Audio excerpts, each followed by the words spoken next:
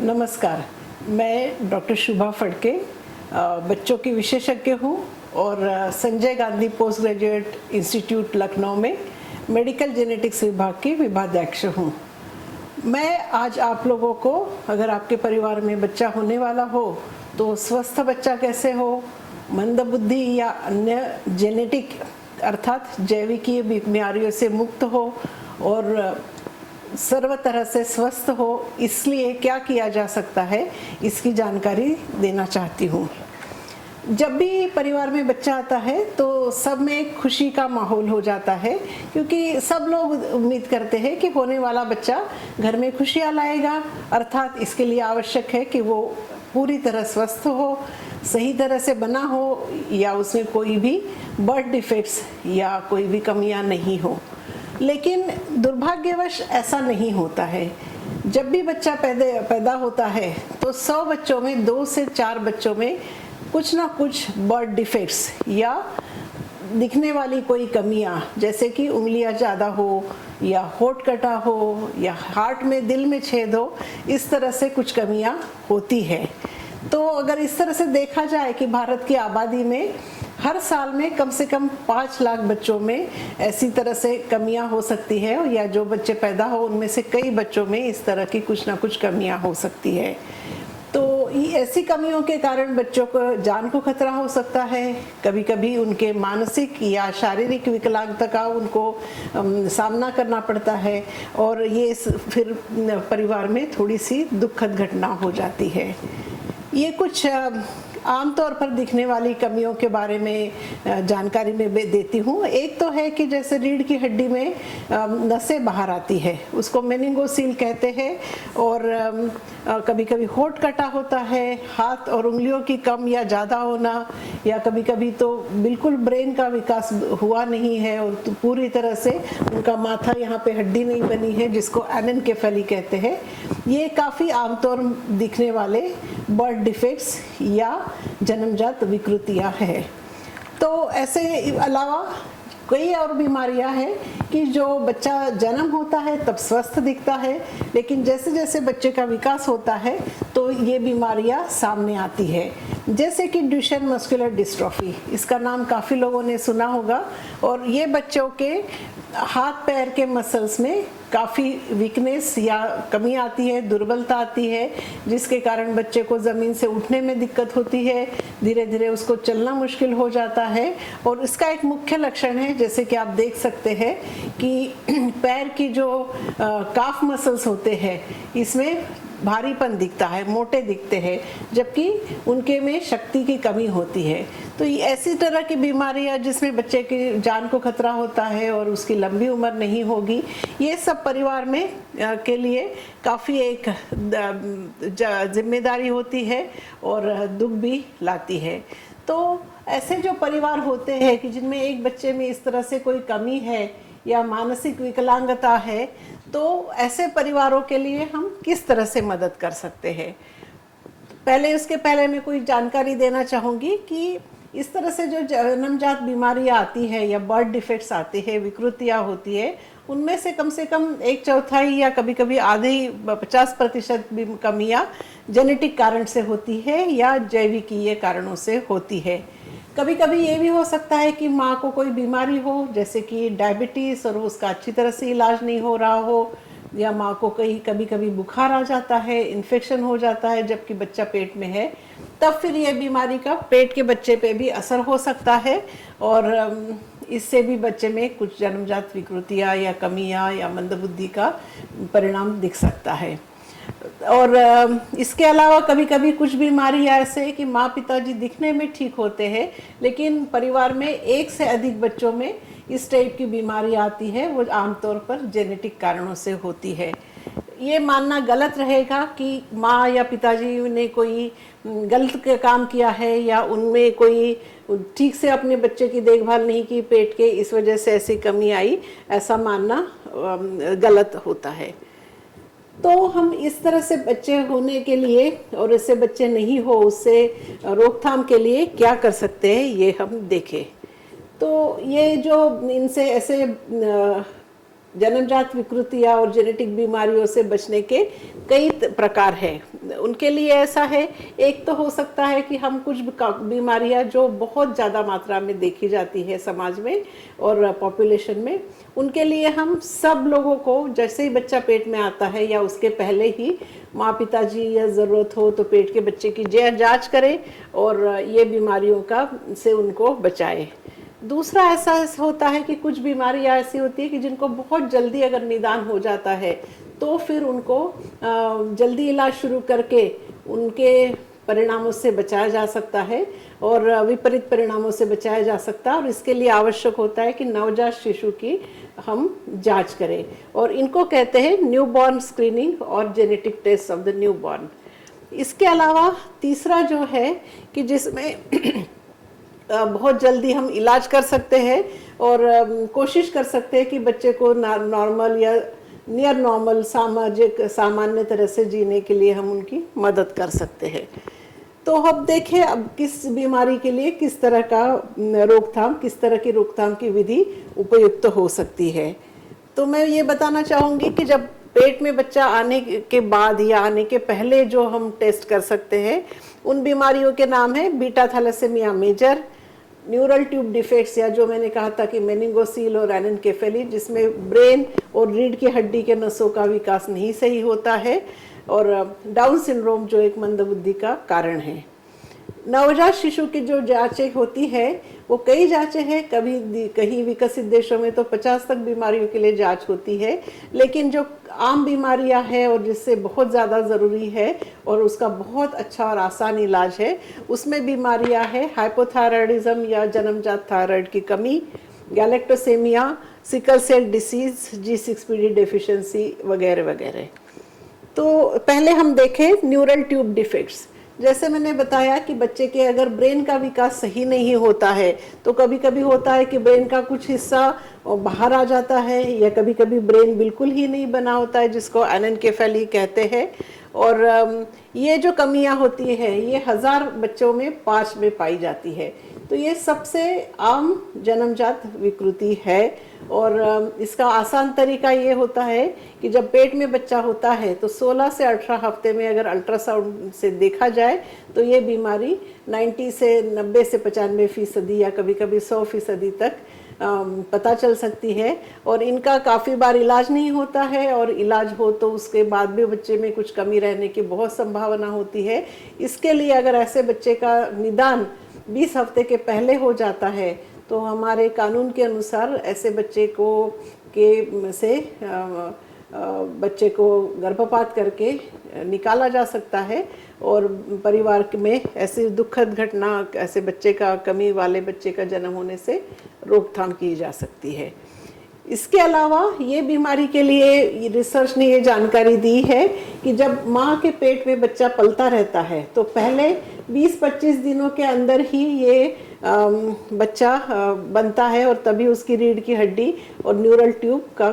बनना शुरू हो जाता है और ख़त्म भी हो जाता है। तो अगर माँ पेट में होते हुए ही फोलिक एसिड नाम की एक विटामिन की गोली खाती है तो ऐसे होने से ये न्यूरल ट्यूब सही बनने की बहुत अच्छी संभावना होती है। तो इस वजह से ये ज़रूरी है कि जो माता या अपना पेट में बच्चा उनको चाहती है या अगर वो गर्भधारणा के लिए कोशिश कर रही है तो ऐसी माताएं अपने रोज के रूटीन में रोज एक फोलिक एसिड की 4 मिलीग्राम की गोली या 1 मिलीग्राम की गोली भी खा सकती है। कम से कम मात्रा है 0.4 मिलीग्राम, इतने से भी फायदा होता है। तो ये दवाई अगर खाते रहते हैं तो जब बच्चा पेट में आएगा तब फिर बच्चे के में ऐसे न्यूरल ट्यूब डिफेक्ट होने की संभावना बहुत कम हो जाती है, और ये गोली बहुत सस्ती होती है, विटामिन की गोली है, इससे कोई भी दुष्परिणाम नहीं होते हैं। इसके अलावा जैसे मैंने बताया कम से कम 12-14 हफ्ते में या फिर 16 से 18 हफ्ते में अगर अच्छे जगह से अल्ट्रासाउंड किया जाए तो ज़्यादातर इस टाइप की विकृतियाँ पकड़ में आती हैं, और इनके सही टाइम पे निदान होने के कारण गर्भपात करा के ऐसे बच्चों का जन्म रोका जा सकता है। तो ये मैं अल्ट्रासाउंड की पिक्चर दिखा रही हूँ। आजकल के अच्छे अल्ट्रासाउंड के अनुसार ब्रेन का आप पूरी तरह अच्छे से देख सकते हैं, ये कि उंगलियां, आँख का लेंस, ये सब चीज़ें भी देखी जा सकती है। तो इसमें दिखाया गया है कि अल्ट्रासाउंड में कैसी एक उंगली ज़्यादा थी और इसके अलावा जो बच्चा पैदा हुआ उसमें भी वैसी ही उंगली थी। तो इस तरह से रीढ़ की हड्डी के अलावा हार्ट के छेद और कई तरह की खराबियां अल्ट्रासाउंड में देखी जा सकती है। और ऐसी कोई बड़ी खराबी हो जिसके इलाज संभव नहीं है तो फिर गर्भपात करने के लिए परिवार सोच सकता है। दूसरी बीमारी जो मैं बता रही हूँ, जो काफ़ी आम है और काफ़ी ज़्यादा मात्रा में देखी जाती है, वो है डाउन सिंड्रोम। जब भी 800-900 बच्चे पैदा होते हैं तो उनमें एक बच्चा डाउन सिंड्रोम का होता है। तो ये डाउन सिंड्रोम के बच्चे, डाउन ये एक वैज्ञानिक का नाम है, डॉक्टर का नाम है जिन्होंने इस बीमारी का पहली बार में निदान किया था। और ये डाउन सिंड्रोम के बच्चों को मुख्य प्रॉब्लम होता है कि वो मंदबुद्धि होते हैं। तो आप कहीं पे भी अगर मंदबुद्धि बच्चे लेते हैं तो उनमें से 30% कम से कम डाउन सिंड्रोम की वजह से होते हैं। तो ये डाउन सिंड्रोम गुणसूत्रों की खराबी से होता है। 21वें नंबर के गुणसूत्र की 2 के बजाय 3 कॉपीज होने से डाउन सिंड्रोम होता है। तो मंदबुद्धि बच्चा किसी को भी नहीं चाहिए होता है और इस वजह से है कि ये आराम बीमारी है। तो परिवार में जब भी बच्चा पेट में आता है तब पेट के बच्चे में डाउन सिंड्रोम है कि नहीं, इसके लिए जांच हम सबको करने की सलाह देते हैं। तो ये जो है, जो जांच होती है, इसमें ऐसा है कि पेट में सुई डाल के पानी निकाला जाता है 16-17 हफ्ते में और उसमें गुणसूत्रों की जांच करके बच्चे में डाउन सिंड्रोम है कि नहीं निश्चित तौर पे बताया जा सकता है। लेकिन पेट में सुई डालने की विधि जो है वो हर परिवार के लिए, हर प्रेगनेंसी और हर गर्भवती महिला के लिए नहीं कर सकते हैं, क्योंकि ये महंगी भी है और दूसरा है कि किंचित उसमें थोड़ा सा है कभी कभी गर्भपात या अबॉर्शन की संभावना होती है। तो फिर क्या किया जाए, इस वजह से है, एक तो 12-14 हफ्ते में या 15 से 20 हफ्ते में माँ का खून लिया जा सकता है और ये खून में कुछ टेस्ट होते हैं जिनको ट्रिपल टेस्ट या फिर डबल मार्कर टेस्ट कहते हैं और ये देख के अंदाज किया जा सकता है कि पेट में बच्चे में डाउन सिंड्रोम होने की संभावना कितनी है। अगर ये जो टेस्ट है, ये इसको नेचुरली ये स्क्रीनिंग टेस्ट है, पक्का नहीं बताते हैं, लेकिन ये जो अंदाज होता है कि अगर ब्लड टेस्ट या ट्रिपल टेस्ट कर ली या डबल मार्कर टेस्ट कर ली तो उसमें अगर ये देखा गया कि पेट के बच्चे में डाउन सिंड्रोम होने की संभावना 300 में 1 या 350 में 1 या उससे अधिक है, जैसे कि 100 में 1, 50 में 1, तब तो फिर उन महिलाओं को पेट में सुई डाल के पानी निकाल के, जिसको अम्नियोसेंटेसिस की विधि कहते हैं, ये टेस्ट के बारे में हम बताते हैं और ये टेस्ट करके पेट के बच्चे में डाउन सिंड्रोम है या नहीं ये निश्चित तौर पे बताया जाता है। और फिर से जैसे मैंने बताया न्यूरल ट्यूब डिफेक्ट के लिए कि डाउन सिंड्रोम का भी ऐसा कोई इलाज नहीं है, लेकिन अगर मंदबुद्धि बच्चा नहीं चाहिए और पेट के बच्चे में पता चला कि डाउन सिंड्रोम निश्चित रूप से है तो फिर माता पिता गर्भपात का निर्णय लेने के बारे में सोच सकते हैं। और इसके अलावा जो है कि जिनमें नहीं है उनको फिर तसल्ली हो जाएगी कि मंदबुद्धि का एक महत्वपूर्ण कारण उनके प्रेगनेंसी में हमने देख लिया है। तीसरी जो बीमारी है वो है थैलेसेमिया या थैलेसेमिया मेजर। ये बीमारी इतनी कॉमन है या इतनी ज़्यादा मात्रा में भारतवर्ष में पाई जाती है कि कई लोगों का इसका नाम भी पता हो। और ये बीमारी तो काफ़ी गंभीर है क्योंकि इस बीमारी के बच्चों को 3-4 महीने से उनके शरीर में खून की मात्रा कम हो जाती है। हीमोग्लोबिन नाम का जो खून की में हम टेस्ट करते हैं हमेशा, तो ये हीमोग्लोबिन 12-14 होना चाहिए होता है, तो थैलेसेमिया के बच्चों में ये 3-4 तक भी घट जाता है। और अगर इलाज नहीं करो तो फिर ये बच्चे जो है थैलेसेमिया के काफ़ी बार साल या 5 साल तक उनकी उम्र होती है और उसमें जल्दी उनकी मृत्यु हो जाती है। तो ये बीमारी इतनी मुश्किल है और इनका इलाज जो है, तो इलाज 2 तरीके के हैं कि एक तो है कि हड्डी का खून बदला जाता है जिसको बोन मैरो ट्रांसप्लांटेशन कहते हैं, जिसमें ऐसा है कि जो बच्चे को थैलेसेमिया नहीं है, ऐसा अगर भाई या बहन है उस परिवार में और उसका अगर HLA टाइप मैच हो गया तो बच्चे को बोन मैरो ट्रांसप्लांटेशन कर सकते हैं और इसका खर्चा 10 से 20 लाख रुपए तक का होता है। और अगर ये नहीं संभव हो तो फिर ऐसे बच्चों को हर 3 या 2 हफ्ते में खून चढ़ाया जाता है और उसके साथ में वो बच्चे बढ़ते हैं और ज़िंदगी काफ़ी बार अच्छी ज़िंदगी भी बिताते हैं। और लेकिन ये जो है कि ये जो इतनी ज़िंदगी भर लगातार रेगुलरली खून चढ़ाना, और ये कॉस्टली भी है, काफ़ी खर्चा आता है और परिवार के लिए काफ़ी, एक बच्चे के लिए भी है ये काफ़ी कठिन सी ज़िंदगी होती है। और ये बीमारी इसी वजह से लोग चाहते हैं कि कोई अपने बच्चे में नहीं हो। तो अगर एक बच्चे में ऐसी बीमारी हो तो उसके इसी परिवार में फिर से ऐसा बच्चा होने की संभावना 4 में 1 या 25% होती है। तो फिर है ऐसे कई परिवार हमारे विभाग में बच्चे जो है इलाज के लिए आते हैं, कम से कम 500-700 बच्चे ऐसा इलाज करा रहे हैं। तो उनके परिवार को फिर हम अगले बच्चा जब पेट में आता है तो पेट के बच्चे की 12-13 हफ्ते में जांच करके बता सकते हैं कि पेट के बच्चे में इसी तरह का थैलेसीमिया मेजर बीमारी है या नहीं, ताकि फिर वो स्वस्थ बच्चा पा सके और बीमारी वाला बच्चा हो तो उसको गर्भपात कर सके। ये तो हुआ उन परिवारों के लिए जिनको एक बच्चा थैलेसीमिया ग्रसित है। लेकिन ऐसा है, क्या ये संभव है कि हम पहला ही बच्चा थैलेसीमिया से ग्रसित होने से रोक सकते हैं क्या? तो इसका जवाब है कि बहुत सही है, बहुत आसान तरीका है। क्योंकि ये जो थैलेसीमिया की बीमारी बच्चे में आती है वो जो है माँ पिताजी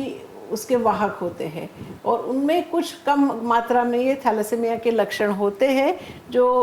विशेष ब्लड की या खून की जांच से पता कर सकते हैं। तो अगर ये जैसे इस चित्र में दिखाया गया है कि माता और पिता दोनों लोगों में अगर ऐसे थैलेसीमिया के वाहक है या कैरियर्स है तो उनके बच्चे में ये बीमारी आने की संभावना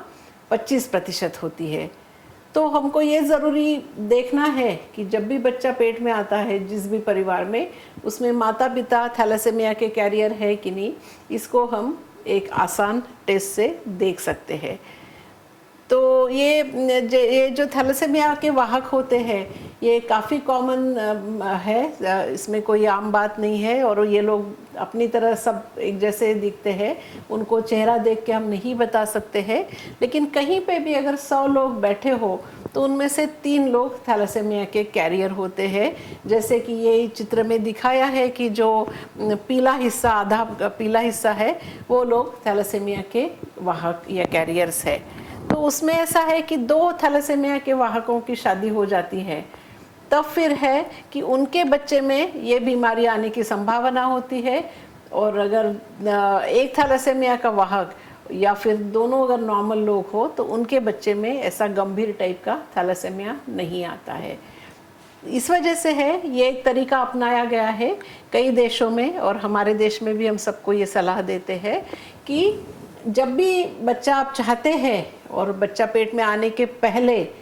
या फिर पेट में बच्चा आते बराबर तुरंत हम माँ और पिताजी का थैलेसीमिया कैरियर के लिए टेस्ट करा लें। और जिस परिवार में दोनों लोग, पति और पत्नी दोनों लोग अगर थैलेसीमिया के वाहक पाए गए तो उनको हम पेट के बच्चे की जांच उपलब्ध करा दें और उनको पेट में बच्चा थैलेसीमिया मेजर से ग्रसित है या नहीं है इसके बारे में जानकारी दे दें, ताकि वो सोच सके कि अगर वो पेट में बच्चा अगर थैलेसीमिया से मेजर से ग्रसित है तो उनको नहीं चाहते हैं तो उसका गर्भपात कर सकते हैं, और अगर सही बच्चा हो तब फिर रख सकते हैं। तो ये जो माँ, हस्बैंड और वाइफ और पति और पत्नी की जो जांच करनी है उसके लिए आसान जांच है, 400-500 रुपये से कम टेस्ट में ये खर्चा आएगा। और इसमें मुख्य जांच है कि हीमोग्लोबिन H2A2 और HPLC नामक एबनॉर्मल हीमोग्लोबिन को देखने की जांच। और ये जांच काफ़ी जगह अच्छी लेबोरेटरीज़ में उपलब्ध है। और मैं जो चाहती हूँ कि हर बार जब भी बच्चा पेट में आता है तो पूरी गर्भधारणा से डिलीवरी तक काफ़ी खर्चा परिवार उठाता है, तो साथ साथ ये भी एक टेस्ट 400-500 रुपये का करा ले और इससे आप बच्चे को थैलेसीमिया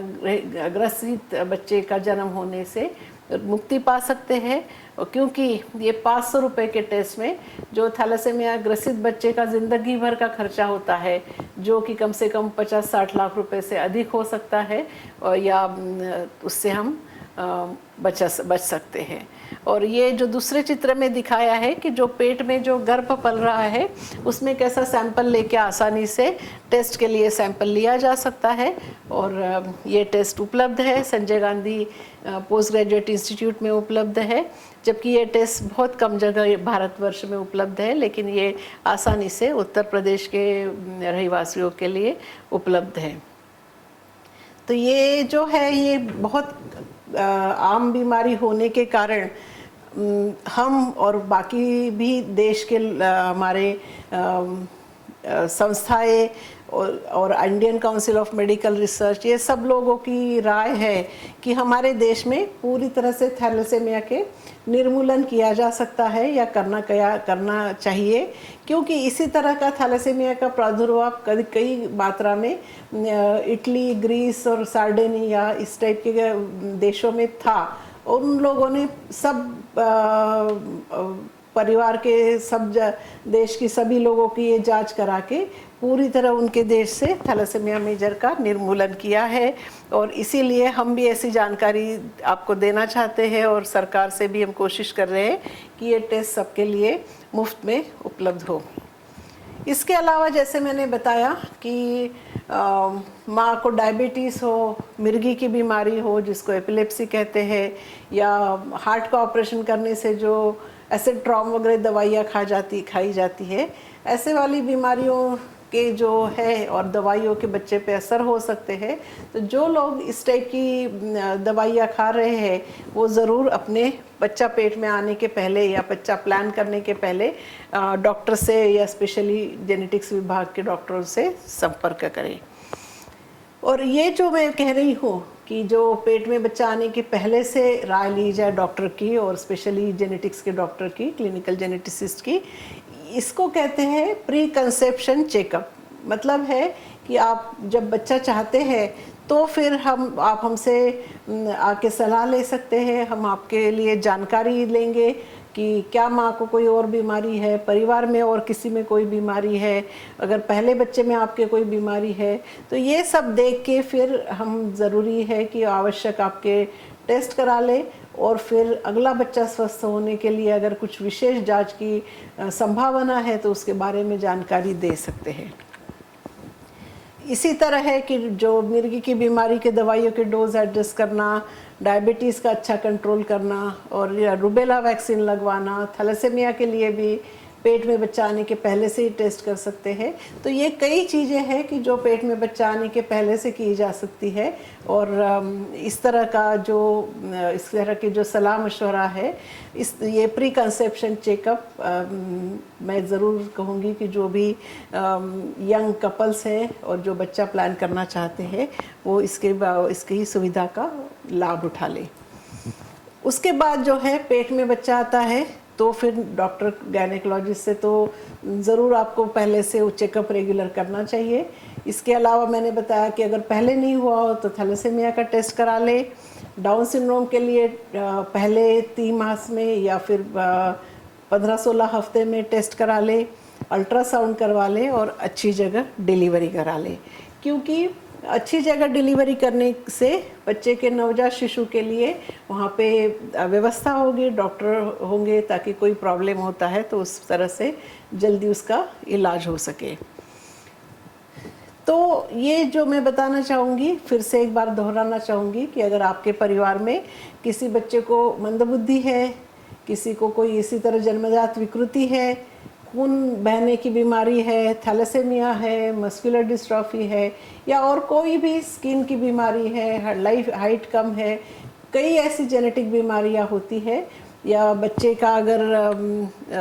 कोई मतलब बार बार गर्भपात हो रहा है, कभी जो बच्चा पैदा हुआ हो वो मृत बच्चा हो, तो इस टाइप की कुछ भी प्रॉब्लम आया हो पहले परिवार में हो तो आप ज़रूर क्लिनिकल जेनेटिक्स डॉक्टर की सलाह ले, अपने डॉक्टर को भी बताए ताकि वो उचित टेस्ट के लिए आपको बताया जा सकता है। ये जो है, ये जो जेनेटिक टेस्ट जो होते हैं वो काफ़ी बार ये ज़रूरी होते हैं कि जिस बच्चे में बीमारी है उसके टेस्ट होना बहुत ज़रूरी होता है। इस वजह से अगर आपके बच्चे में किसी में मंदबुद्धि या और किसी कमी हो तो उनके टेस्ट ज़रूर करवा लें, ताकि अगले बच्चे में ये बीमारी हो सकती है या नहीं हो सकती है, या उससे रोकथाम के लिए क्या करना, इसकी जो राय देते हैं उसको जेनेटिक काउंसलिंग कहते हैं। बार बार गर्भपात होता है तो भी उसका कभी कभी जेनेटिक कारण हो सकता है, और उसके लिए क्रोमोसोमल टेस्ट ज़रूर कराना चाहिए। और फिर से ये है कि जो मैंने बताया, ये सब जो प्रॉब्लम्स परिवार में अगर हो इसी तरह के कि जिससे आपके पास स्वस्थ बच्चा होने में कोई प्रॉब्लम है, उन लोगों के लिए ये जेनेटिक काउंसलिंग की सुविधा है। आखिरी में मैं ये बताना चाहूँगी कि ये तो हुआ कि पेट में बच्चा होते हुए क्या करना चाहिए उसकी जानकारी हुई,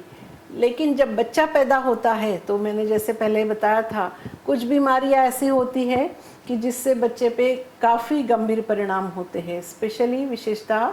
मंदबुद्धि बच्चा होना या विकलांग बच्चा होना। तो ये बीमारियां कभी कभी है, पता चलते तक बहुत देर हो जाती है। बच्चे का ब्रेन का जो विकास होता है वो पहले 3-4 महीने में काफ़ी अधिक मात्रा में होता है।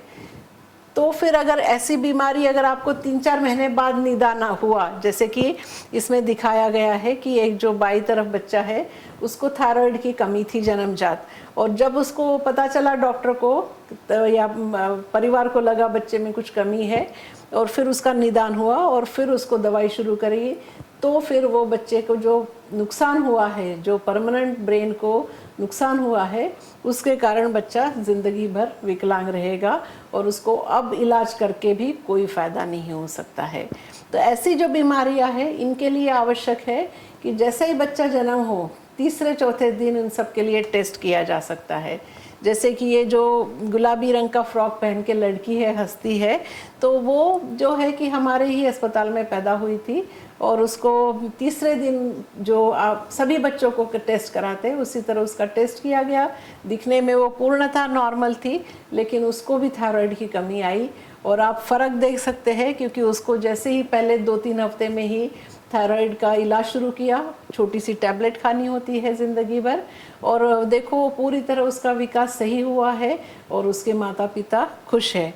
तो इस तरह से अगर बीमारियों से बचना हो तो भी है कि ये जो नवजात शिशु की जांच होती है और उसमें सिर्फ 3 बूंद खून लिए जाते हैं, बच्चे को कोई ज़्यादा तकलीफ नहीं होती है, और इसमें कई बीमारियों के लिए टेस्ट किया जा सकता है। विदेशों में ये टेस्ट पिछले 5 दशकों से हो रहा है, और अभी तो कम से कम कभी कभी 30 से 50 बीमारियों के लिए एक साथ टेस्ट किया जाता है। लेकिन हमारे यहाँ कम से कम थायराइड की कमी, बायोटिनिडेज की कमी, और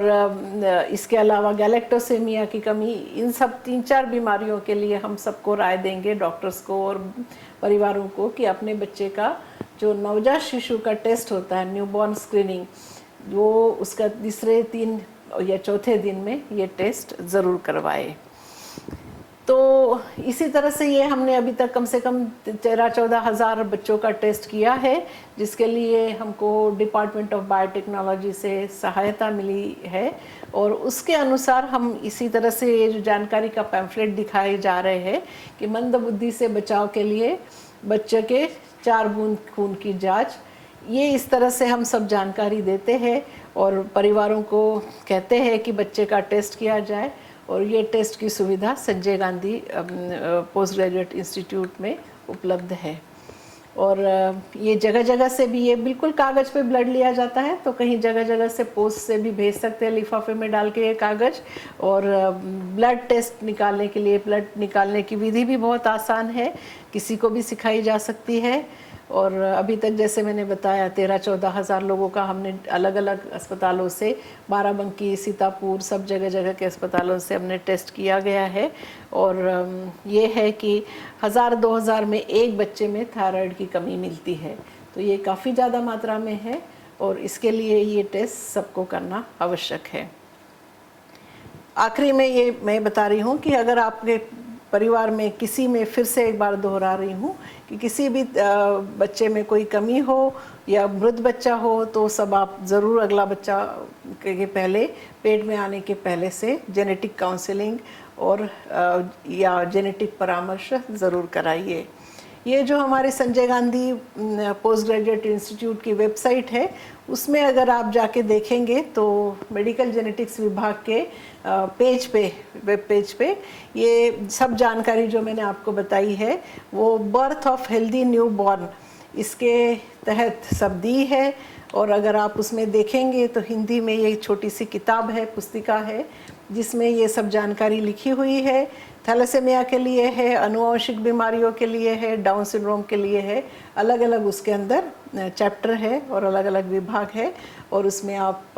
ज़रूर पढ़िए। आपके दोस्तों को, आपके रिश्तेदारों को, जिस पे भी घर में बच्चा होने वाला है, उन सबको ये जानकारी जो मैंने आपको बताई वो दे। और संभव हो तो ये जो पुस्तिका है वो आप भी पढ़े, हिंदी में है ये बिल्कुल, और ये सब लोग आसानी से पढ़ सकते हैं। और ये जानकारी अधिक से अधिक समाज के